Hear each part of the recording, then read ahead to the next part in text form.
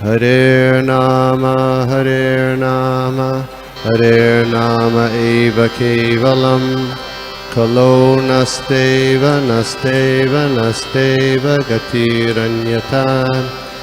Hare Rama, Hare Rama, Hare Rama eva kevalam, Kalo nasteva, nasteva, nasteva gatiranyata.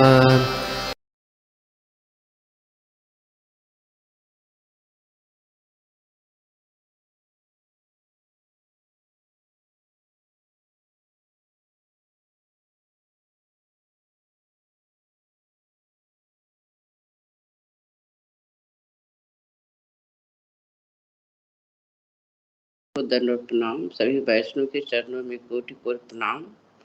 हमें इस भागवत कक्षा में बुलाने के लिए, इसके बारे में बोलने के लिए आप सब लोग को बहुत बहुत धन्यवाद। और हमें आशीर्वाद दीजिए कि हम प्रभुपाद जी की वाणी को अच्छे से कह सकें, किसी भी प्रकार का हमसे कोई अपराध ना हो।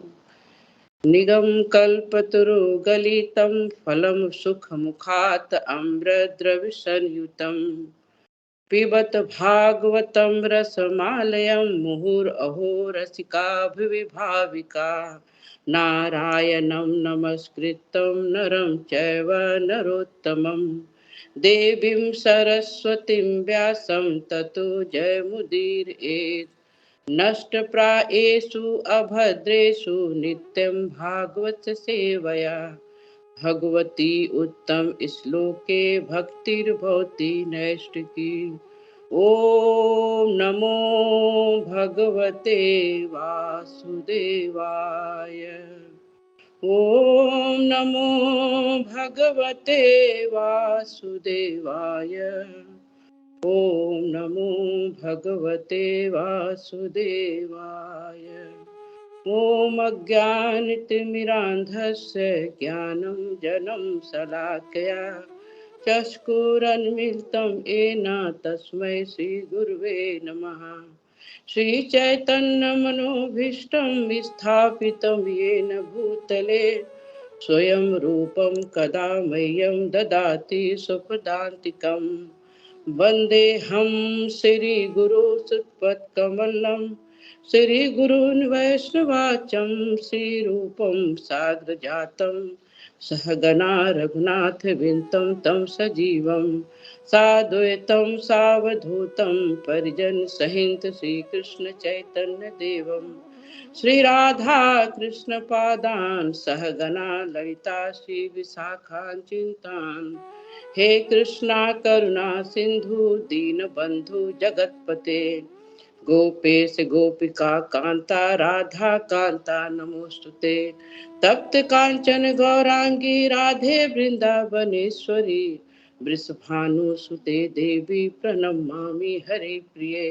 वाञ्छाकल्पतरुभ्यश्च कृपा सिन्धु भयेव च पतितानं पावनेभ्यो वैष्णवेभ्यो नमो नमः। नमः ओं विष्णुपादाय कृष्णप्रेष्ठाय भूतले श्रीमते भक्तिवेदांत स्वामी इति नामिने नमस्ते सरस्वती देवी गौरवाणी प्रचारिणे निर्विशेष शून्यवादी पाश्चात्य देश तारिणे जय श्री कृष्ण चैतन्य प्रभु नित्यानंदा श्री अद्वैत गदाधर श्रीवासादि गौर भक्त वृंदा हरे कृष्णा कृष्ण कृष्णा हरे हरे हरे रामा राम रामा हरे हरे। नमो विष्णुपादाय कृष्णप्रेष्ठाय भूतले श्रीमते जयपताका स्वामिनीति नामिने नमो आचार्यनिताय पादाय कृपा प्रदायिने गौर कथा धाम दया नगर ग्राम तारिणे हे गुरु महाराज आपके चरणों में सत सत प्रणाम। हरे कृष्णा। आज हम लोग भागवत सेकंड कैंटो का फर्स्ट चैप्टर का 10वां श्लोक करेंगे। हमें आदेश दिया गया है कि आप सिर्फ श्लोक और ट्रांसलेशन करेंगी, क्योंकि समय की बहुत कमी है तो परपट नहीं करेंगी। और हम क्षमा चाहेंगे क्योंकि ये परपट पढ़ने के बाद ऐसा लगा कि प्रभुपाद जी की वाणी बहुत सुंदर तरीके से संदेश दिया गया है। तो हम लोग को मधुमक्खी के जैसे रहना चाहिए, जहाँ शहद की मात्रा ज़्यादा हो वहाँ मधुमक्खी बन के पहुँच जाना है तो शहद का स्वाद और शहद का कलेक्शन बराबर मिलेगा। तो प्रभुपाद जी की वाणी एक शहद के जैसा है। तो शहद का एक एक बूंद जब चूसेंगे तब हम भक्ति के रास्ते पे आगे बढ़ेंगे। तो यदि इस बीच में कोई भी हमसे अपराध होता है तो आप पहले क्षमा कीजिए और आशीर्वाद दीजिए, इस वाणी को अच्छे से कह सकें। तत् अहम ते अभिधास्यामि महापौरुष को भवान, यस्र श्रद्धा सुमासु श्यामुन मुकुंदे मति सती। ट्रांसलेशन है पर भाई ऐसे भक्ति वेदांत स्वामी शीला प्रभुपाद की जय। मैं उसी श्रीमद् भागवत को आपको सुनाने जा रहा हूँ क्योंकि आप भगवान कृष्ण के सर्वाधिक निष्ठावान भक्त हैं। जो व्यक्ति श्रीमद् भागवत को पूरे ध्यान से तथा सम्मान पूर्वक सुनता है उसे मोक्षदायक परमेश्वर की अविचल श्रद्धा प्राप्त होती है। श्रीमद् भागवत मान्य वैदिक वामगम है और वैदिक ज्ञान को प्राप्त करने की प्रणाली अवरोह पंथा अर्थात प्रमाणिक सिद्ध परंपरा द्वारा दिव्य ज्ञान प्राप्त करने की विधि कहलाती है। भौतिक ज्ञान की उन्नति के लिए वैयक्तिक सामर्थ्य शोध प्रबंध की आवश्यकता पड़ती है, किंतु आध्यात्मिक ज्ञान में सारी प्रगति बहुत कुछ गुरु की कृपा पर निर्भर करती है। गुरु को शिष्य के द्वारा संतुष्ट किए जाने चाहिए, तभी आध्यात्मिक विज्ञान के अधिष्ठता के समक्ष वह ज्ञान स्वतः प्रकट होगा। किंतु इस विधि को किसी तरह की जादूगरी मानने की भूल नहीं करनी चाहिए, जिसमें गुरु जादूगर की तरह शिष्य के भीतर आध्यात्मिक ज्ञान पहुंचा देगा, मानव वह उसे विद्युत धारा से अवशोषित कर रहा हो। प्रमाणिक गुरु अपने शिष्य को प्रत्येक बात वैदिक वामगम के प्रमाणों के आधार पर बताते हैं। शिष्य ऐसी शिक्षा को मात्र बौद्धिक ना मानकर विनीत भाव से जिज्ञासा करके तथा सेवा भाव से ग्रहण कर सकता है। भाव यह है कि शिष्य तथा गुरु दोनों को प्रमाणिक होना चाहिए।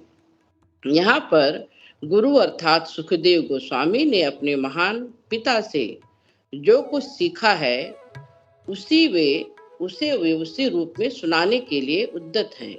और शिष्य अर्थात महाराज परीक्षित भगवान कृष्ण के महान भक्त हैं।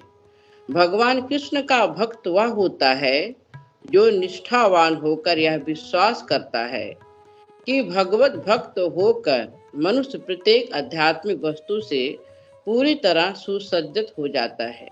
यह शिक्षा साक्षात भगवान द्वारा भगवत गीता के पृष्ठों में दी गई है, जिसमें यह स्पष्ट वर्णन किया गया है कि भगवान श्री कृष्ण ही सब कुछ है और पूर्ण रूप से केवल उन्हीं की शरण ग्रहण करने से मनुष्य पूर्ण रूप से पवित्र व्यक्ति बन जाता है।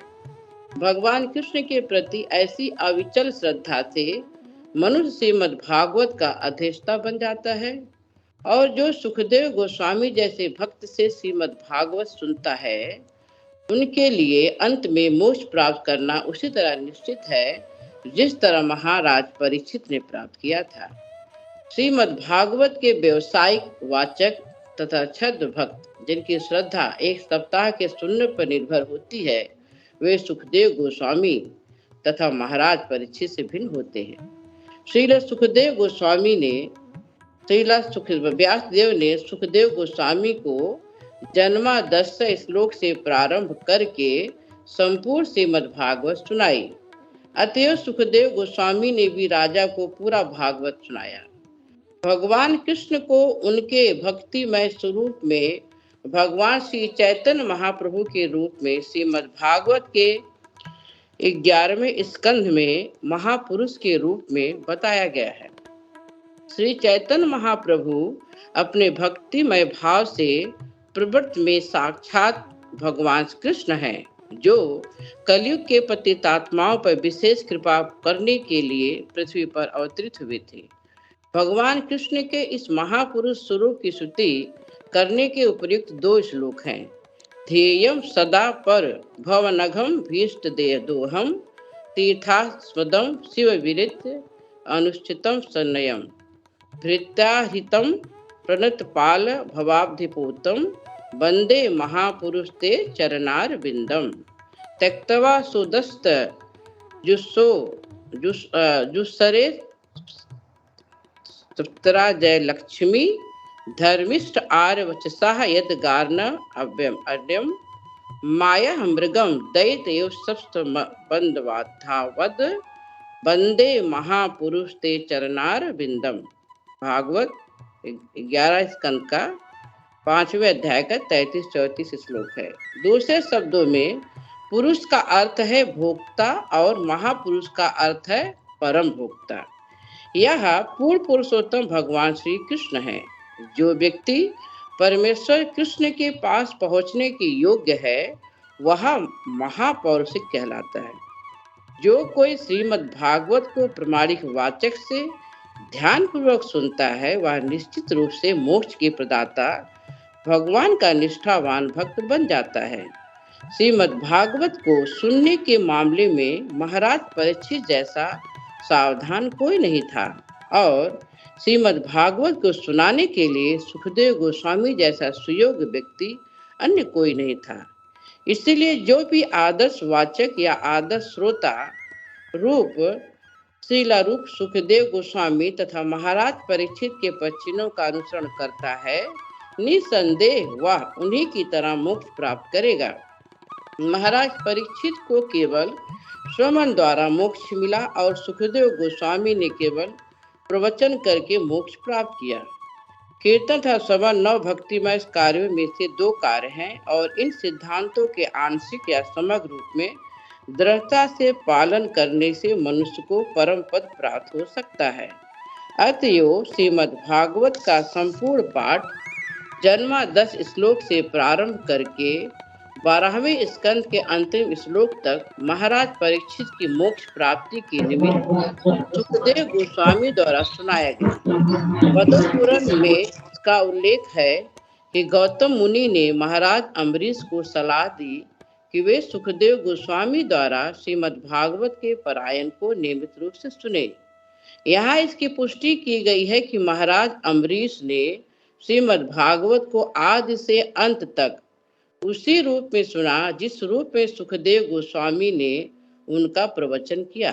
अतएव जिसकी रुचि भागवत में है उसे चाहिए कि वह कुछ अंश यहाँ से और कुछ अंश वहां से पढ़कर उसके साथ खिलवाड़ ना करे, अपितु वह महाराज अम्बरीश अथवा महाराज परीक्षित जैसे महान राजाओं के पद चिन्हों का अनुसरण करे और सुखदेव गोस्वामी के किसी प्रामाणिक प्रतिनिधि से ही सुने। हरि बोल। तो ये इतना सुंदर उपदेश श्रीला प्रभुपाद जी हमें दे रहे हैं कि हम अगर श्रीमद् भागवत कक्षा में आ रहे हैं और निष्ठा पूर्वक बोले गए एक एक शब्द को बहुत भाव से सुने, उनके पद चिन्हों का पालन करें जैसे सुखदेव गोस्वामी ने सुनाया और परीक्षित महाराज जी ने सुना। यहाँ पे जोर दिया गया है कि प्रामाणिक गुरु और प्रामाणिक शिष्य भी होना चाहिए। वजह क्योंकि जो भगवान की जो कथा है वो धीरे धीरे हृदय को स्वच्छ करती है।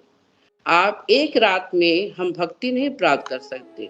एक रात में जादूगरी सीखी जा सकता है और भी बहुत सी चीजों की कल्पना की जा सकती है, पर भगवान की भक्ति बहुत ही निपुण तरीके से करनी चाहिए। भगवान श्री चैतन्य महाप्रभु कहते हैं, जो हमें इस कलयुग में बहुत ही सिंपल विवेक भक्ति कराने का ज्ञान देने के लिए आए हैं राधा रानी के भाव में श्री चैतन्य महाप्रभु जी, वो हमें कहते हैं कि भगवान की जो सेवा है वो ऐसे करो कि जैसे हमारा जो कीमती सामान जिसकी रक्षा करने के लिए विभिन्न प्रकार के लॉकर के इस्तेमाल करते हैं, उस डॉक्यूमेंट्स को इतने अच्छे से संभाल के रखते हैं, उस भाव को ऐसे करते हैं कि कहीं हमारा कोई चुरा ना ले, हमारे धन को कोई ले ना ले।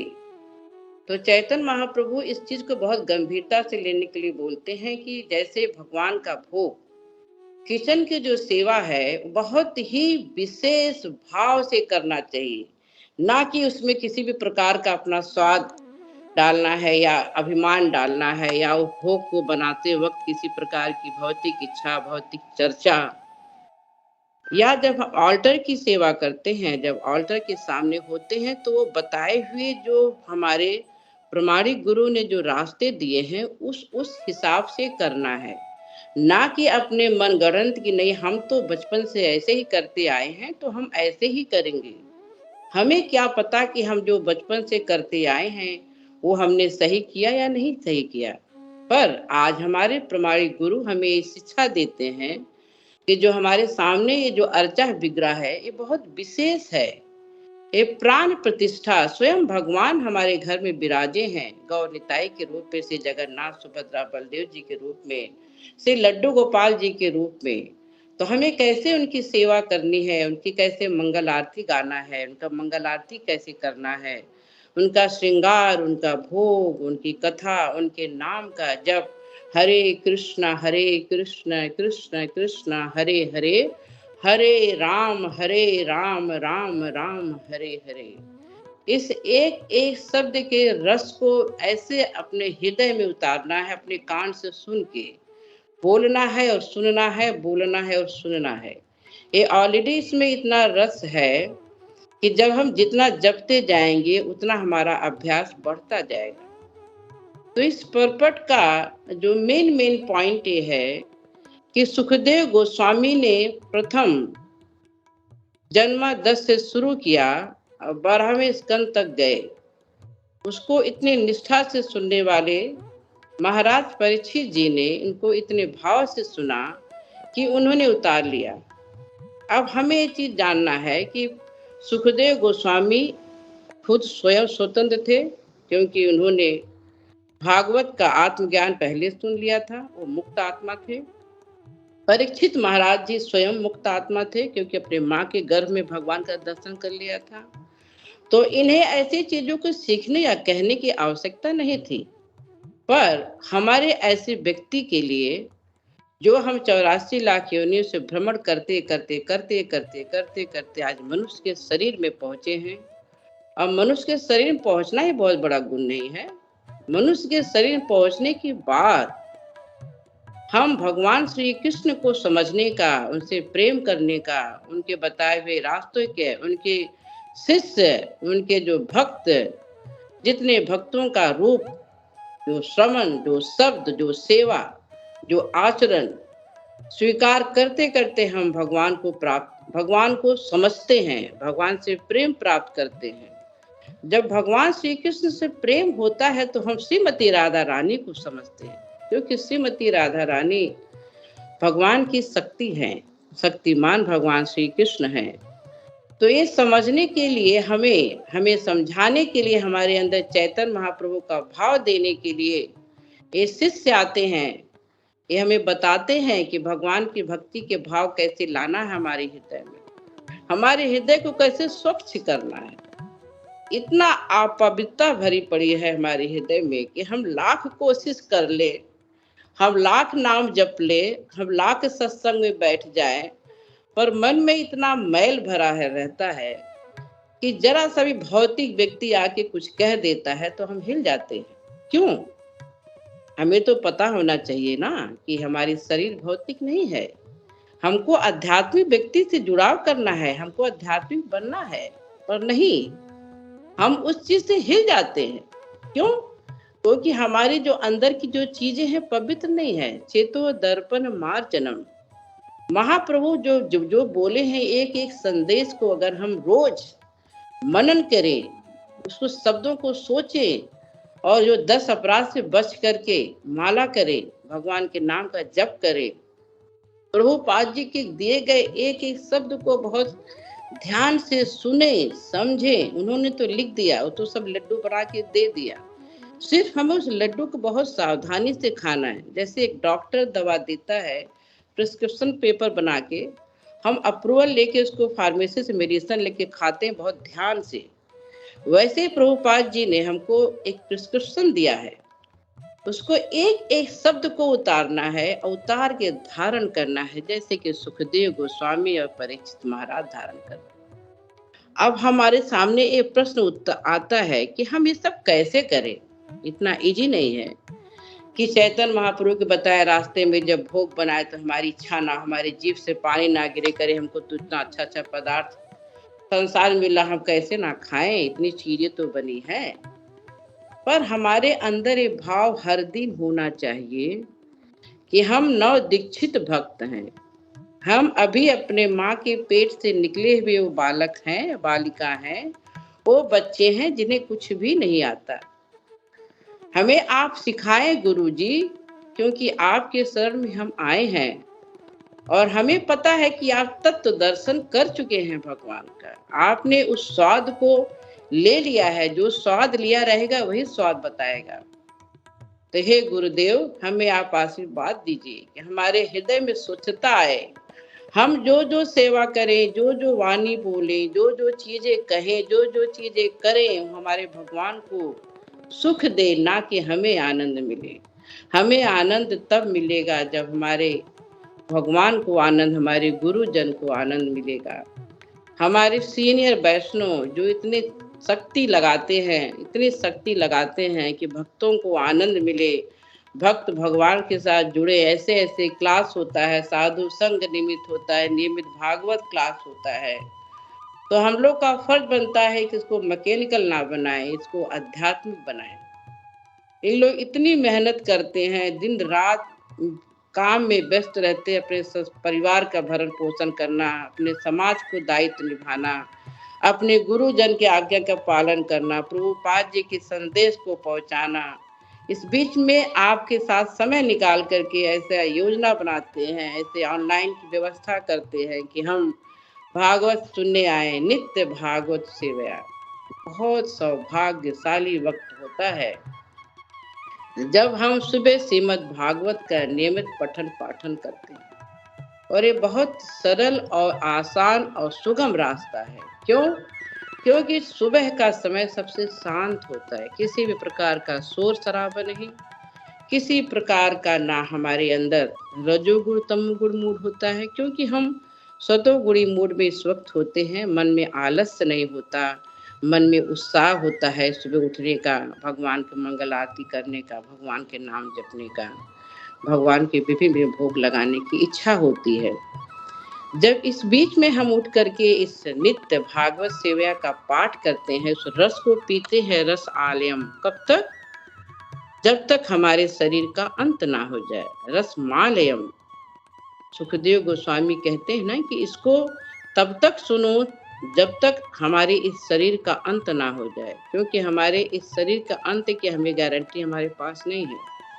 पर हमारे पास अगर गारंटी किसी चीज की है तो हमारे गुरु के बताए हुए रास्ते का पालन करना, पालन करते करते इस तरीके के हो जाए कि हम गुरु के सबसे प्रिय शिष्य बन जाएं।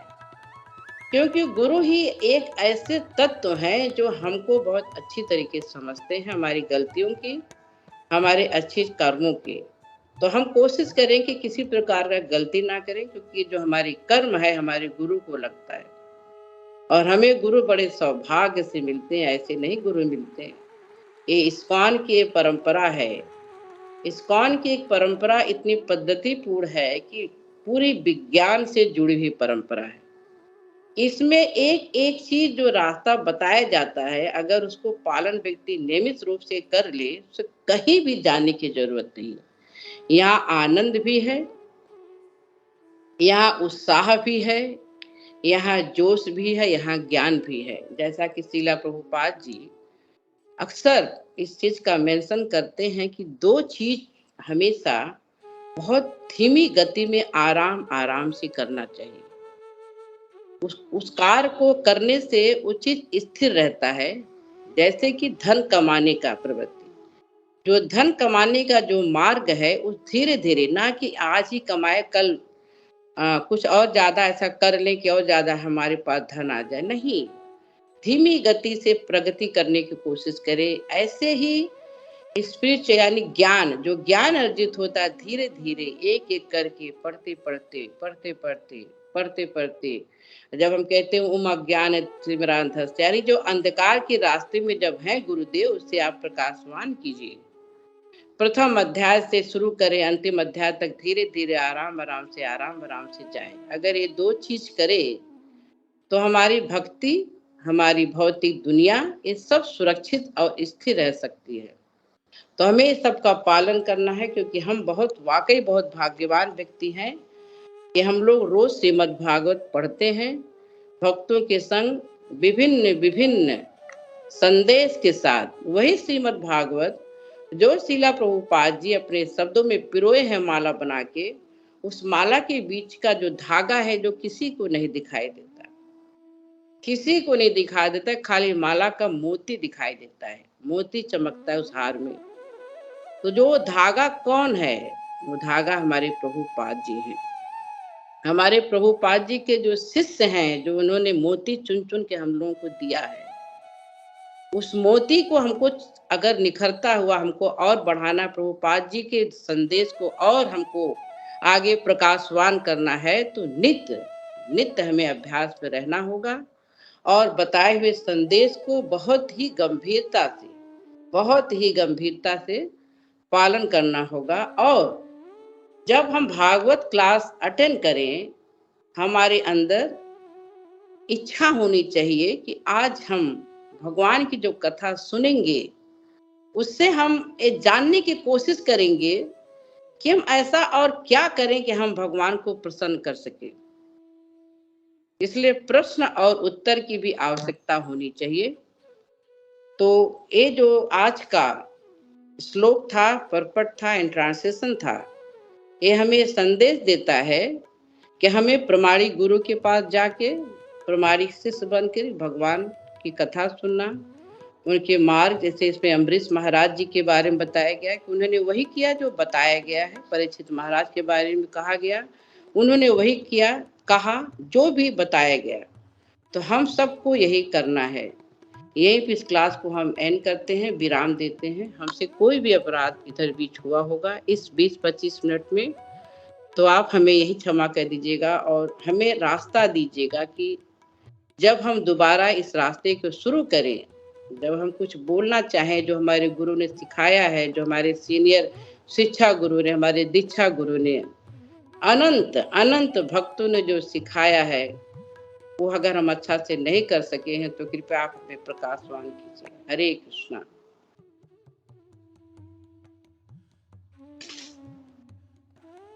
हरे कृष्ण माता जी, दंडवत प्रणाम माता। बहुत ही सुंदर और बहुत ही भावपूर्ण आप प्रेजेंटेशन था माता जी, बहुत अच्छे से आपने इसको प्रेजेंट किया, तो थैंक यू। और यही आशा करते हैं आप ऐसे ही आते रहेंगे और अपना संग देते रहेंगे माता जी। हरे कृष्णा, धन्यवाद। थैंक यू प्रभु।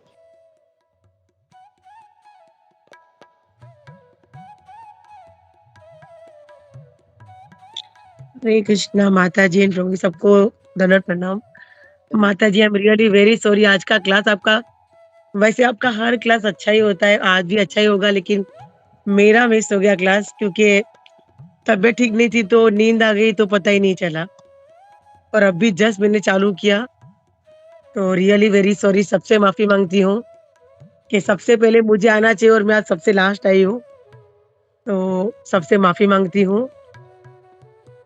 और माता जी का क्लास हमेशा माता जी अच्छा ही देती है। माता जी को तो सब पहचानते भी है। माता जी दामोदर देश में रहती है और केशव कामिनी माता जी ने हिसोले जयप्रताप स्वामी गुरुमा से दीक्षा ली है। माता जी हमेशा सेवा के लिए रेडी रहती है और मुझे बहुत खुशी हुई थी कि परसों के दिन भी मैंने माता जी को क्लास का बोला, माता जी ने मुझे इमीडिएटली बोला कि हाँ माता जी मैं जरूर लूंगी। और मुझे थैंक यू बोलना चाहिए, लेकिन हमेशा माता जी मुझे थैंक यू बोलती है कि माता जी थैंक यू, आपने मुझे सेवा का मौका दिया है। बट माता जी रियली प्राउड ऑफ यू कि आप हमेशा सेवा के लिए रेडी रहते हो और आपका क्लास हमेशा बढ़िया होता है। मैंने प्रभु जी ने रिकॉर्डिंग किया होगा, मैं पक्का सुनूंगी। और थैंक यू माता जी, आप हमेशा मुझे हाँ बोलते हो और आगे भी जैसे प्रभु बोलते ना आते रहिए, तो मैं भी यही बोलूंगी कि प्लीज माता जी हमेशा आप सेवा के लिए रेडी रहते हो और हमेशा मुझे हाई बोलेगा। थैंक यू सो मच माता जी। सॉरी माता जी, रियली वेरी सॉरी। हरे कृष्ण माता जी। हरे कृष्ण। हरे कृष्णा माता जी, दंडवत प्रणाम। प्रणाम माता जी, हमेशा की तरह आपका क्लास बहुत सुंदर था और इसके लिए बहुत बहुत धन्यवाद। और आपने जैसे कहा कि आपके क्लास में कहा था, स्टार्टिंग में ही कहा था कि जो भी हम लोग भक्ति करते हैं, भगवान की सेवा करते हैं, वो एक पूंजी की तरह, कीमती चीज़ की तरह सँभाल के रखना चाहिए। वो बहुत अच्छा था, वो हमेशा याद रखना चाहिए। और दूसरा इम्पोर्टेंट 2 बातें कही थी कि किचन में जब हम लोग सेवा करते हैं, भोगा बनाते हैं, तब उस वक़्त हमारा भाव क्या होना चाहिए?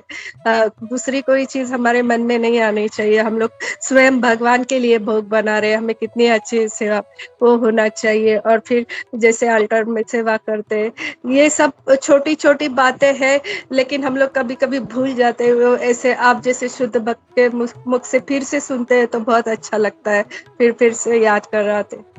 हरे कृष्णा माता जी। हरे कृष्णा माता जी। थैंक यू माता जी। लेकिन ऐसा नहीं कि सिर्फ आप ही भूल जाती हैं, हम हर किसी को भूलने का हमसे देखा है, और हम तो शायद रोज ही भूल जाते हैं माता जी। पर वही है ना कि चमत्कार, प्रभुपाद जी की जो शक्ति है ना, वो गुरु महाराज की जो शक्ति है, वो हम लोग को प्रेरित करती है कि चलो आज गिरे फिर उठो, आज गिर गए फिर उठो। तो हम लोग उठते रहेंगे, गिरते रहेंगे, एक दूसरे के संग में रहेंगे। साधु संग, इस क्लास का नाम ही साधु संग है ना।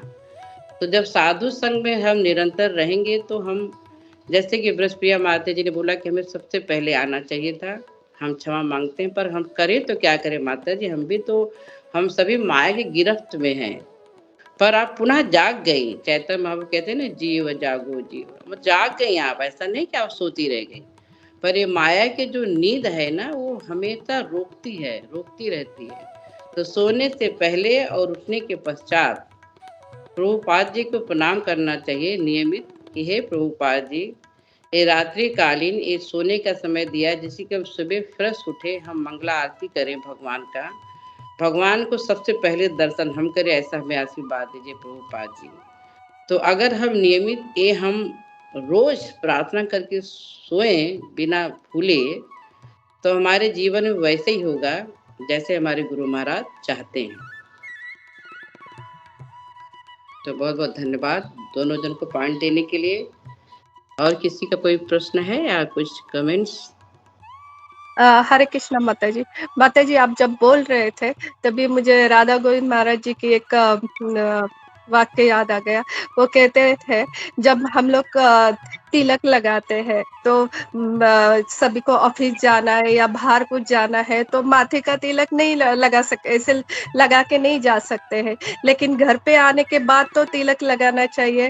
और प्रभु महाराज जी ने एक बहुत सुंदर बोला था कि रात्रि को सोते वक्त तो आपको पूरा तिलक लगा के ही सोना चाहिए। पता हाँ, नहीं रात्रि में क्या हो जाएगा, जब आप हाँ, तिलक कहीं चला लगाओगे जाएगा। तब हाँ, सब शुद्ध बहुत हो सुंदर, जाएगा। बहुत सुंदर। कितना अच्छा पॉइंट आपने शेयर किया। यही प्रश्न उत्तर की यही खासियत है। प्रश्न उत्तर जब होता है तो सबके अंदर के नए-नए विचार जो हम सुने होते लेकिन हम भूल जाते हैं, तो संपर्क पता चलता है। धन्यवाद माता जी, आपको बहुत-बहुत धन्यवाद।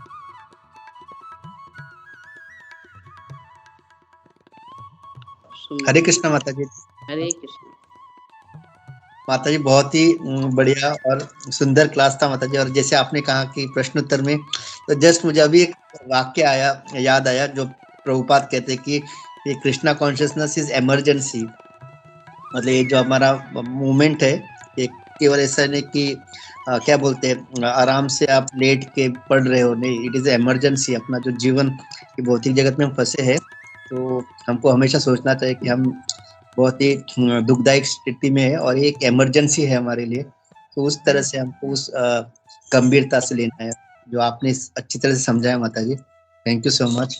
और जैसे कहा कि आते रहिए। दंडवत।